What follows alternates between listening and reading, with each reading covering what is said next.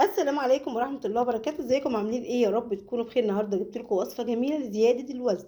افضل وصفة لزيادة الوزن يا حبايبي كوباية الحلبة دي على معلقة العسل دي هنزود الوزن 10 كيلو في الاسبوع. بسم الله ما شاء الله.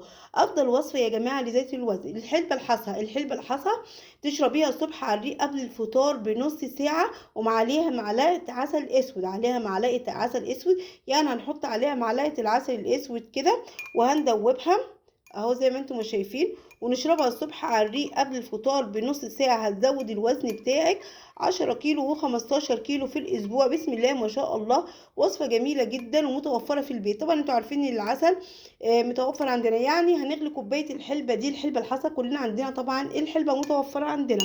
هنغليها الصبح ونشربها الصبح على الريق قبل ما نفطر بنص ساعة، وبعد كده نشربها على طول. بعد كده نفطر. يعني كوباية الحلبة دي هتزود الوزن بتاعك 10 كيلو 15 كيلو في الأسبوع. أفضل وصفة يا جماعة، جميلة جدا.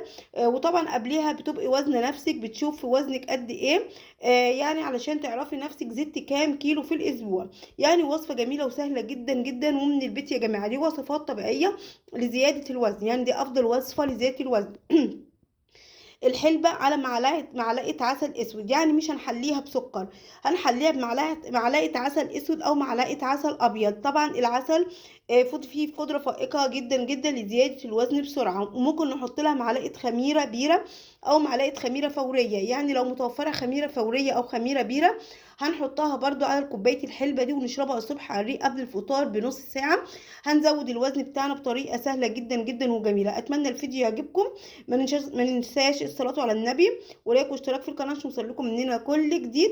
مش عايز اطول عليكم الفيديو اكتر من كده. سلام يا حبايبي.